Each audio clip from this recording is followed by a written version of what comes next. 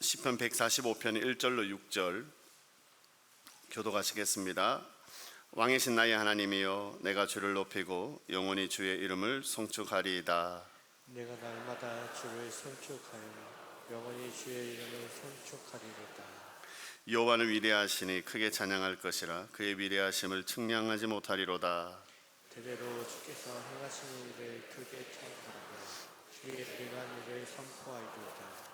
주의 존귀하고 영광스러운 위엄과 주의 기이한 일들을 나는 작은 소리로 읊조리리이다. 사람들은 주의 두려운 일의 권능을 말할 것이요 나도 주의 위대하심을 선포하리로다. 아멘. 할렐루야. 함께 인사하시겠습니다. 복된 주일입니다. 네, 할렐루야. 복된 주일입니다. 오늘도 한 번 더 인사하시겠습니다. 오늘도 말씀으로 큰 은혜 받으시기를 바랍니다. 네, 말씀으로 큰 은혜 받으시기를 바랍니다. 2주 전에 제가 말씀드린 것처럼 지금 우리가 6월 달부터 우리 교회가 집중하고 있는 5가지를 이 주일 낮 예배 시간에 말씀을 통해서 살폈습니다. 예배와 양육, 또 전도와 구제, 그리고 교제, 이렇게 5가지입니다. 이러한 것들이 교회와 공동체를 세워나가는데 필요한 핵심적인 가치들이라면은 개인의 신앙의 성장을 위해서 가져야 할 중요한 요소들이 또한 있는데요. 그것은 바로 말씀과 또 기도와 찬양입니다. 공동체 안에서 한 사람의 공동체원으로 뿐만 아니라 개인의 신앙생활에서도 또 우리의 신앙이 잘 자라기 위해서, 무엇보다 성령 충만한 삶을 살기 위해서 이런 말씀과 또 기도, 찬양이 늘 풍성하게 또 무엇보다 무장되어 있어야 합니다. 그 중에서도 그 기도와 말씀에 이어서 오늘은 찬양에 대한 주제로 여러분들과 함께 말씀을 나누어 보려고 합니다. 여러분, 그렇습니다. 성도의 삶에서 변하지 않는 것이 있다면 그것은 찬양일 것입니다. 왜냐하면 이 찬양은 우리가 하나님을 만나 고백하는 그 순간부터 시작해서 우리의 삶 가운데 변함없이 그리고 영원토록 계속되어지는 것이기 때문입니다. 심지어 이 땅에서뿐만 아니라 우리가 저 영원한 천국에서도 여전히 불려지는, 영원토록 계속되는 것이 바로 여기 이 찬양이기 때문에 그렇습니다. 이 말을 다르게 바꿔본다면, 우리가 이런 찬양을 제대로 알지 못해서 또 제대로 누리지 못한다면, 그 찬양 가운데 허락되어 주신 그 은혜를 우리가 경험하지 못한다면 우리는 우리의 신앙에 있어서 너무나 중요한 것을 잃어버리고 이렇게 살아가는 것이 되는 것이죠. 오늘 이 중요한 찬양에 대한 말씀을 여러분들과 함께 나누어 보려고 합니다. 물론 찬양에 대한 본문의 말씀들이 참 많습니다. 그 중에 오늘 저는 145편, 여기 시편 145편을 중심으로 해서 함께 여러분들과 나누어 보려고 합니다. 그 첫 번째로 볼 내용은 바로 우리의 찬양을 받으실 그 대상에 대한 부분입니다. 그럼 저는 예배라는 주제를 다룰 때도 또 기도라는 주제를 다룰 때도 그 첫 번째로 분명히 했던 것이 있습니다. 그 예배를 받으시고 또 그 기도를 들으시는 그 대상에 대해서 먼저 분명히 우리가 알아야 한다라는 것이었습니다. 오늘 여기 찬양을 다루는 이 설교에서도 마찬가지입니다. 오늘 우리의 찬양을 받으실 그 대상이 누구인지를 우리가 분명히 알고 우리의 찬양을 올려드려야 하는 것은 마찬가지입니다. 우리 예배를 받으시고 우리의 기도를 들으시며 우리의 찬양을 받으실 그분을 우리가 아는 데에서부터 우리는 바른 예배를, 바른 기도를, 바른 찬양을 드릴 수 있기 때문에 그렇습니다. 오늘 본문에서도 그 찬양의 대상을 먼저 분명히 하고 있음을 우리가 보게 됩니다. 1절을 보실까요? 왕이신 나의 하나님이여, 왕이신 나의 하나님이여. 사실 일반 사람들에게 이 왕이라는 존재는 직접적으로 그렇게 관련 없는 사람처럼 느껴집니다. 그렇지, 별 상관없는 그런 사람처럼 느껴집니다. 뿐만 아니라 사실 가까이 하기에는 너무나 부담되는 그런 존재이기도 하고, 만나보려고 해도 쉽게 만나볼 수 없는 존재가 바로 왕이라는 존재이지요. 근데 시인은 자신의 찬양을 올려드리는, 자신의 찬양을 받으시는 그 하나님이 왕이심에는 분명한데 그 보통 생각하는 그런 왕과는 다르시다라는 것을 강조하여 말하고 싶었던 것입니다. 자신의 찬양을 받으시는 그 하나님은 왕이신 하나님이신데 그 왕이 어느 왕처럼 저 멀리 계신 분이 아니시다라는 겁니다. 그 왕이신 하나님이 나의 하나님이시다라고 시인은 고백하고 있습니다. 아무리 노력해도 그렇게 만나기 힘든 그런 세상의 왕들과 같은 분이 아니시라 지금도 자신을 위해 존재하시고 자신을 보호하시는 그 왕이시다라고 시인이 고백하고 있는 것이죠. 여기 왕이신 하나님이 나의 하나님이시라는 그 고백 가운데는 늘 그와 동행하시는 하나님을 고백하는 겁니다. 그에게 힘이 되어주시는 그 하나님에 대한 고백이 담겨 있는 것이지요. 무엇보다 그에게 강하게 그리고 그를 다시 일으키게도 하시는 자신을 위한 자신의 왕이시다라고 하나님을 고백하고 있는 겁니다. 사랑하는 성도 여러분, 오늘 우리도 같은 고백으로 올려드리는 겁니다. 여기 왕이시다 할 때 우리는 그 전능하심을 고백하는 것입니다. 가장 강하고 가장 능하며 모든 것을 가지고 모든 것을 하실 수 있는 그 전능하신 하나님을 우리는 왕이신 하나님이다 라고 고백한다는 겁니다. 근데 그 전능하신 하나님께서 그 왕이신 하나님께서 나의 하나님이시다, 나의 왕이시다 고백하는 것은 그분이 그 모든 것을 동원하여 나를 지키시는 하나님, 우리를 지키시는 하나님이시다라는 그 고백을 드리고 싶은 겁니다. 이미 말씀을 통해 알고 믿고 경험하고 있는 바로 그분이지 않습니까? 지금도 우리 옆에 계셔서 우리의 작은 신음에도 응답하시고 심지어 우리 안에 영으로 계셔서 우리의 모든 것을 알고 계시는, 그래서 그 약속하신 대로 우리와 늘 함께 하시는 임마누엘의 하나님, 그분이 바로 여기 이 시인이 고백하는 그대로의 하나님입니다. 왕이신 나의 하나님이십니다. 정말로 그렇습니다. 그 왕이신 하나님은 나의 하나님이십니다. 우리를 위해 아파하시는, 눈물 흘리시는, 그리고 그 사랑하는 백성들을 위해 기꺼이 낮아지신 왕, 심지어 그 백성들을 위해 죽으시기까지 하신 바로 그분이 여기 이 시인이 고백하는 왕이신 나의 하나님이시며 또한 우리의 하나님이십니다. 그뿐입니까? 이상하리만큼 그 백성들에게는, 아니 우리들에게는 너무나 관대하십니다. 연약하고 부족하다, 우리를 결코 무시하거나 멸시하지 않으십니다. 분명히 우리가 잘못했음에도 불구하고 참으시는 하나님은 때로 우리를 꾸짖지 않으시고 우리의 약함을 아실 뿐만 아니라 공감하시지요. 그러시면서 우리를 불쌍히 여겨 주십니다. 너무나도 큰 긍휼하심으로 늘 우리에게 은혜 베푸시는 하나님이십니다. 그 하나님이 바로 여기 신이 고백하는 나의 하나님이신 겁니다. 우리로 소개하며 우리로 함께 고백해야 하시는 왕이신 나의 하나님이십니다. 아멘이십니까? 그렇습니다. 아멘입니다. 너무나 감사하지요. 그렇다면은 여러분, 이어지는 여기 이 시인의 찬양의 초청의 자리로 우리가 함께 나아갔으면 좋겠습니다. 여러분, 그런 하나님을 어떻게 찬양한다 합니까? 날마다 그리고 영원히 찬양한다 합니다. 2절 보십시오. 내가 날마다 주를 송축하며 영원히 주의 이름을 송축하리이다. 그렇습니다. 날마다입니다. 영원히입니다. 그저 한 번 드리고 마는 것이 아니라는 겁니다. 그저 형편의 기분에 따라 쉬거나 멈추거나 하는 것도 아니라는 겁니다. 날마다, 그리고 그 날마다의 찬양이 영원히 올려드리는 찬양이 된다라는 겁니다. 사실 이런 표현들을 만날 때마다 살짝 의문이 들기도 합니다. 항상 기뻐하라, 범사에 감사하라, 쉬지 말고 기도하라 하시는데 과연 그 일이 가능한가, 이런 의문이 들기도 합니다. 눈치를 보니 이번에도 저만 그런 것 같습니다. 여러분, 정말로 그렇습니다. 여기 이 시편에서 이 시인의 고백을 들을 때도 마찬가지입니다. 그렇습니다. 영원히 찬양하는 것은 우리가 하나님의 은혜를 입었으니 그 은혜로 영원토록 우리가 찬양할 수 있을 것 같습니다.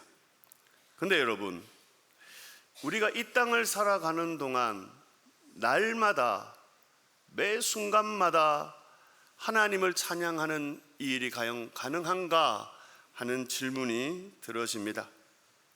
여러분, 그렇습니다. 이럴 때는 우리가 우리의 생각에 매이지 말고 성경이 어떻게 말씀하시는 데에 우리의 마음을 옮겨보면 됩니다. 여러분, 여기 이 시인이 그 찬양의 이유를 자기 자신에게서가 아니라 그 찬양을 받으시는 하나님께 두고 있다는 것을 우리가 주목할 필요가 있습니다. 여기에 답이 있습니다. 여러분, 우리에게 은혜 베푸시는 하나님은 어떤 하나님이십니까? 그 하나님은 무한하신 하나님이십니다. 그 존재 자체가 무한하시다라는 고백이기도 하지만 그 행하실 수 있는 능력의 무한함입니다. 그 무한하신 하나님께서 날마다 우리에게 은혜를 베푸시는 겁니다. 그 무한하신 하나님이 영원히 은혜를 부어주시는 겁니다. 여러분, 그렇기 때문에 우리는 날마다의 찬양으로 나아갈 수 있고 더욱더 학신 가운데 영원토록 하나님을 노래할 수 있다라고 고백할 수 있는 것이지요. 우리는 하나님을 믿습니다. 그 하나님이 무한하신 하나님이심을 우리는 또한 믿습니다. 여러분, 그러니 그 무한하신 하나님이 우리에게 베푸시는 그 은혜가 무한한 것입니다. 여러분, 믿음으로 산다라는 것이 이렇기 때문에 복된 인생이라는 겁니다.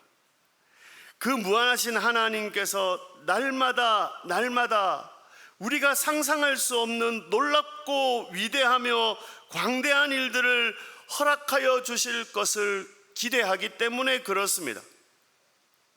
내 자신에게 초점을 맞추고 내 상황에 시선을 두고 있으면 우리는 사실 감사의 찬양을 올려드릴 그 제목들보다 감사하지 못하고 낙심하고 낭망할 제목들이 훨씬 더 많습니다.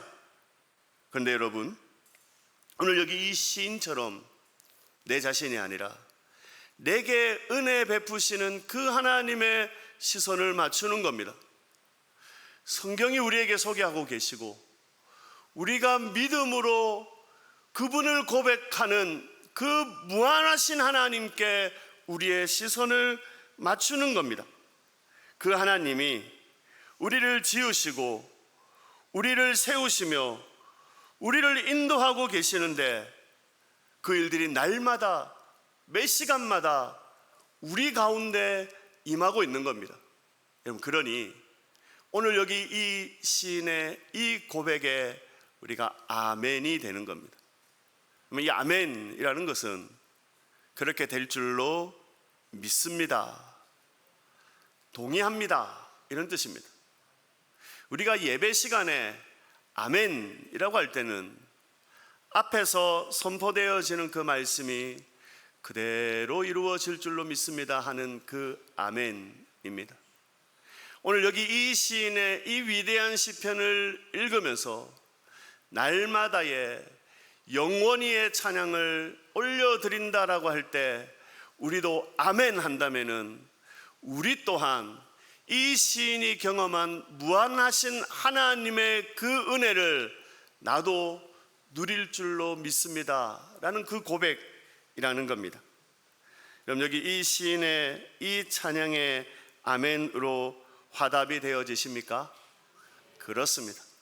그 고백 가운데 그 믿음의 고백을 통해서 하나님의 그 무한하심이 저와 여러분의 삶 가운데 고백되어지는 것입니다. 다시 부탁을 드립니다. 우리 자신에게 우리의 상황에 시선을 두지 마십시다. 여전히 무한하신 능력과 은혜를 베풀고 계시는 그 하나님께 시선을 맞추시기를 바랍니다. 그때 우리는 여기 이 시인처럼 날마다 영원히 하나님을 찬양할 수 있는 것입니다. 그러면서 하나 더 표현을 보려고 합니다. 그것은 바로 송축하다라는 표현입니다. 다시 2절 보시면 내가 날마다 주를 송축하며 영원히 주의 이름을 송축하리이다. 2절을 보시면 같은 송축하다라는 표현이 두 번이 반복이 됩니다. 근데 원문에 보니까는요, 그러니까 송축하다라는 이 단어를 두 단어로 표현을 합니다. 하나는 발라크라는 단어이고 하나는 할랄이라는 단어를 사용하고 있습니다.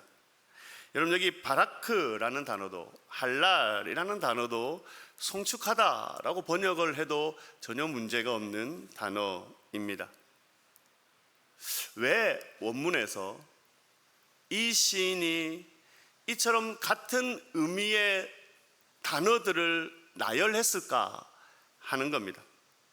근데 우리가 아는 것처럼 여기 하나님을 송축하다, 찬양하다 또는 예배하다라는 단어들이 여기 바라크 또는 할랄 외에도 여러 단어들로 성경에서는 표현되어지고 있습니다. 제 주관적인 해석입니다만은 성경 가운데서 그렇게 각각 다르게 표현되어지는 그 찬양하다라는 이 다양한 찬양하다라는 이 뜻을 다양한 단어들을 통해서 이렇게 표현하는 이유는 어쩌면 앞에서 말씀드렸던 것처럼 우리가 날마다 찬양할 수 있는 제목들이 무한함을 우리에게 표현하고 싶은 것은 아닐까, 저는 그렇게 개인적으로 해석을 해 보았습니다. 사랑하는 성도 여러분, 우리 하나님은 늘 우리에게 그 찬양할 제목들을 허락해 주십니다. 그 사실을 아는 우리이기 때문에 오늘 여기 이 시인들처럼 우리가 할 수 있는 모든 언어들을 동원해서 하나님을 찬양할 수 있는 겁니다. 우리의 마음과 우리의 뜻을 다하여 그렇게 하나님을 날마다 영원히 찬양하는 것이죠. 오늘 여러분 어떤 찬양의 제목들을 가지고 계십니까? 그 찬양의 제목들을 한번 적어 보셨으면 좋겠습니다. 그 적으신 것들을 가지고 다시 찬양의 자리로 나아가 봤으면 좋겠습니다. 우리가 밴드가 있습니다. 이 밴드에는요, 우리 교회 소식들이 올라갑니다. 그래서 공식적인 소식들이 밴드에는 올라갑니다. 홈페이지를 통해서 우리는 공지를 하지 않고 밴드를 통해서 공식적인 소식들을 공지를 합니다. 그리고 밴드에는 매주 새벽 기도에 본문과 또 설교가 올라갑니다. 그래서 새벽에 나오지 못하시는 분들이 그 밴드를 통해서 설교를 듣도록 그렇게 도움을 드리고 있습니다. 원래는 오늘 말씀의 핵심 내용을 한 몇 줄 적고, 그 다음에 오늘 본문 적고, 그 다음에 음성 파일을 올리고, 그리고 그 말씀 구절을 올립니다. 그래서 여러분들이 그냥 그것만 열면은 새벽에 묵상하실 수 있도록 그렇게 제가 올려드립니다. 최근에는 제가 그냥 하루 정말 여러분하고 나누고 싶은 찬양이 있어가지고 그 찬양을 또 링크로 걸어가지고 한번 올려봤습니다. 제가 원래 이거 지속적으로 하는 거는 지기 고민 많이 하고 합니다. 제가 자신이 별로 없어가지고 계속 할 자신이 없어가지고 그래서 그냥 한 번만 올릴 거라 생각을 했는데 그 다음날 되니까 또 올리고 싶어가지고 또 올렸습니다. 또 올렸습니다. 또 올렸습니다. 제가 어떤 걱정을 했냐면요, 설교와 본문은 정해져 있으니 별로 그렇게 고민 안 해도 되겠다 이렇게 생각을 하고 올립니다. 근데 찬양을 올릴 때는 고민이 되는 겁니다. 왜냐하면 매일매일 내가 그것 때문에 또 깊이 고민할 수는 없는 시간이잖아요. 제가 기도해야 되니까. 근데 놀라운 것은요, 제가 특별히 준비한 것도 아닌데 오늘 이 설교를 하고 앉아서 내용을 적는 그때 그 맞는 찬양들이 떠올라지고 그렇게 여러분들과 함께 나누게 되는 겁니다. 제가 드리고 싶은 말씀은 그렇습니다. 우리가 이처럼 하나님을 찬양할 제목들은 넘쳐나는 겁니다. 우리가 찬양하지 않는 것이죠. 그 하나님의 은혜들에 대해서 생각지 못하고 내게 일어나고 있는 그 일들에 마음이 기울어져 있으니 찬양의 제목보다는 찬양할 수 없는 이유들이 더 많은 것은 아닐까, 그렇게 생각이 들어집니다. 이제 여기 이 신이 어떻게 하나님을 찬양해야 한다 말하는지를 보려고 합니다. 3절 보시면 여호와는 위대하시니 어떻게 해요? 크게 찬양할 것이라. 이어지는 4절입니다. 대대로 주께서 행하시는 일을 어떻게 해요? 크게 찬양하며. 여러분, 크게 찬양하라라고 권면합니다. 그런데 또한 5절은 이렇게 고백합니다. 작은 소리로 읊조리기도 한다. 우리의 찬양의 모습은 다양합니다. 때로는 크게 찬양하고 때로는 조용히 묵상 가운데서 작은 목소리로 읊조리기도 하는데 어떤 모습이든 상관없다라는 겁니다. 여기 크게 찬양하냐 작은 소리로 찬양하느냐가 중요한 것이 아니라 큰 소리로 찬양하든 작은 소리로 하든 우리의 삶의 모든 자리에 이 찬양이 넘쳐나야 한다라는 겁니다. 우리는 다윗을 너무나 잘 알고 있습니다. 그리고 이 시편은요, 다윗의 시편들이 굉장히 많이 담겨져 있습니다. 모든 시편이 다윗의 시편은 아니지만 이 시편 안에는 다윗의 시편이 아주 많이 담겨져 있습니다. 우리가 이 다윗의 찬양들을 특별히 묵상할 때마다 느끼는 게 있습니다. 여기 이 다윗이 늘 찬양할 만한 상황 가운데 찬양하는 것은 아니더라는 겁니다. 우리의 기준에서.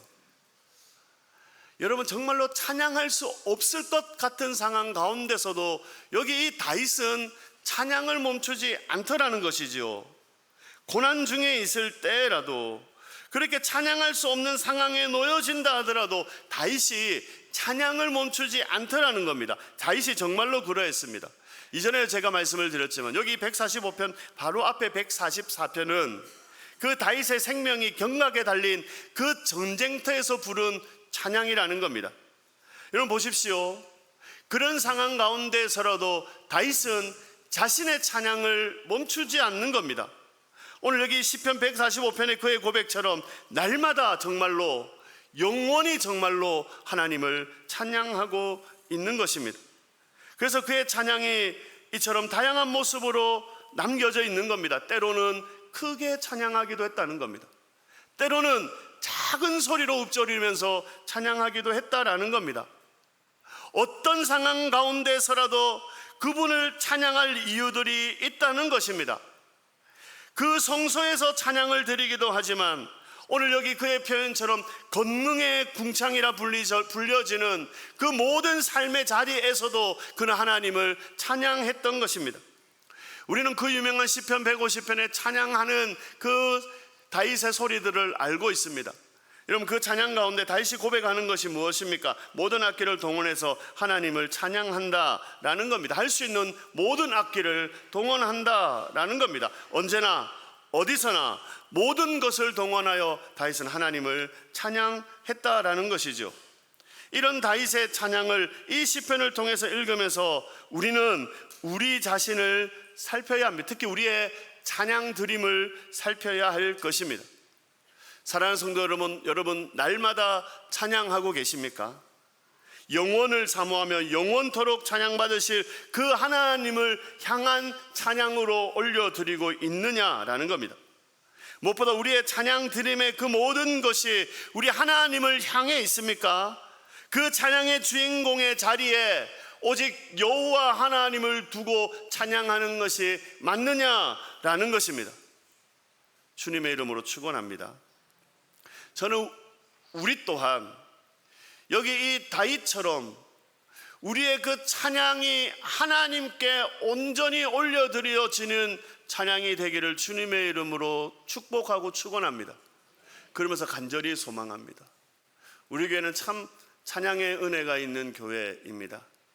많은 찬양팀들, 찬양 인도자들, 찬양 반주자들이 하나님을 찬양하는 교회입니다. 실력도 좋지만 저는 그 실력이 눈에 들어오지 않습니다. 다만 이 자리에 우리 많은 성도님들이 함께 찬양할 수 있는 찬양의 예배로 하나님 앞에 올려드리고 있다는 그 사실이 저는 너무나 감사합니다. 주일 낮 예배 시간에는 보통 교회들마다 그 교회에서 최고의 팀을 세웁니다. 이 주일 낮 예배의 찬양을 위해서 찬양 인도자를 따로 모시기도 합니다. 우리는 이 주일의 예배가 모든 세대가 함께하는 예배여야 된다라는 생각을 가지고 모든 세대가 이 찬양 인도자의 자리에 서서 찬양할 수 있도록 배려를 하고 있습니다.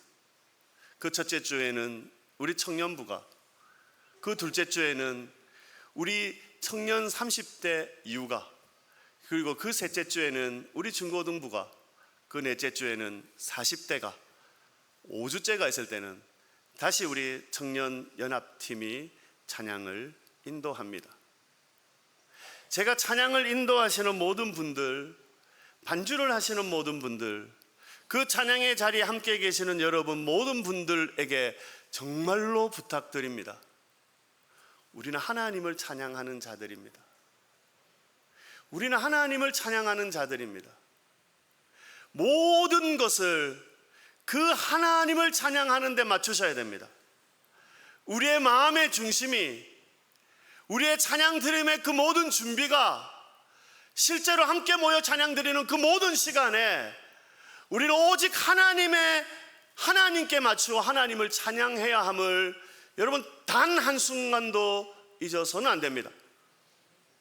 앞자리에서 찬양을 인도하시는 분들이나 예배의 자리에서 함께 찬양하는 여러분 모두가 그리하셔야 된다라는 말입니다. 하나 더 소망하는 것은 우리의 찬양이 우리만의 찬양으로 끝나지 않았으면 좋겠습니다. 늘 제가 강조해서 말씀드리지만 우리 하나님은 우리만의 찬양을 받으실 하나님이 아니시기 때문입니다. 우리가 오늘 찬송가를 부르면서도 고백했지만 우리 하나님은 만유의 주가 되십니다. 늘 우리가 즐겨 고백하는 것처럼 그분은 만왕의 왕이 되신 분이십니다. 그래서 여기 4절의 시인의 고백이 또한 우리의 고백이 되어야 합니다. 4절입니다. 대대로 주께서 행하시는 일을 크게 찬양하며 주의 능한 일을 선포하리로다. 그들에게 행하신 일을 찬양하는 겁니다. 그러면서 어떻게 한다고요? 그 일을 선포하는 겁니다. 여러분 보십시오. 우리에게 행하신 일을 찬양하는 겁니다. 그와 동시에 우리에게 행하신 그 놀라운 일들을 선포하는 겁니다. 우리 안에 그 감사의 제목들로 찬양하는 겁니다. 우리에게 베푸신 그 은혜들을 우리 안에 머물러 두지 않고 이웃을 향해 선포하고 전하는 것이지요. 그렇기 때문에 찬양은 전도의 도구가 되는 겁니다. 여러분 이 전도로 이어지게 되는 겁니다. 우리는 우리에게 행하신 그 일들을 잊지 않으려 잘 간찬하고 기록해서 그것을 노래로 만들어 찬양하는 겁니다. 그때 그 찬양이 누군가에게는 그리스도를 만나는 통로가 된다는 사실을 여러분 잊지 않으셨으면 좋겠습니다. 그 자리가 영혼 구원의 역사가 일어나는 자리가 된다는 것 또한 여러분 잊지 않으셨으면 좋겠습니다. 또한 동시에 이 찬양은 교육과 양육의 역할을 하는 겁니다. 여기 선포한다라는 이 단어는 반복하고 지속적으로 전달한다 이런 뜻을 가지고 있는 단어입니다. 여기 선포로서의 찬양은요, 믿지 않는 이들에게 복음을 전하는 전도의 통로이기도 하지만 우리 자녀들에게, 우리 성도들에게, 그리고 주 안에 있는 모든 사람들에게는 하나님을 알게 하는, 하나님을 더 깊이 만나게 하는 축복의 통로가 된다라는 사실입니다. 찬양은 그 찬양 그 자체로만도 이런 놀라운 능력이 있습니다. 영혼을 구원하는 놀라운 힘을 가지고 있는 것이 바로 우리가 드리는 찬양이라는 겁니다. 우리의 자녀들이, 믿음에 연약한 우리 지체들이 하나님의 온전한 자리로 인도하여 세워짐을 받는 그 놀라운 힘이 바로 여기 이 찬양을 통해서 나타난다라는 겁니다. 사랑하는 성도 여러분, 여러분들이 드리시는 그 찬양에 기대를 담으셨으면 좋겠습니다.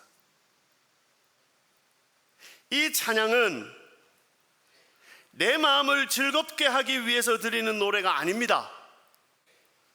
이 찬양은 분명히 내게 즐거움과 위로를 주지만은 이 찬양을 통해서 하나님이 궁극적으로 이루시고자 하는 일은 하나님을 영화롭게 해드리는 그 예배인 것입니다. 또한 동시에 이 찬양을 통해서 영혼을 구원하시고자 하는 하나님의 그 뜻입니다. 이 찬양을 통해서 성도가 성도답게, 교회가 교회답게 세워지는 그 꿈이 바로 여기 이 찬양 가운데 담겨져 있다라는 겁니다. 그러니 여러분, 우리가 드리는 이 찬양들 가운데 이 기대들이 있었으면 좋겠습니다. 정말로 그렇습니다. 저와 여러분에게 허락하여 주신 이 찬양을 통해서 우리 하나님은 일하시고 역사하실 것이기 때문입니다. 우리 함께 찬양할까요? 우리가 참 좋아하는 찬양입니다. 우리가 늘 고백했던 것처럼 모든 영광, 그 존귀와 능력이 우리의 찬양을 드리는 그 자리에 우리 하나님이, 우리 성삼위 하나님이 받으시는 그런 기대를 가지고 우리에게 찬양의 자리로 나가시겠습니다.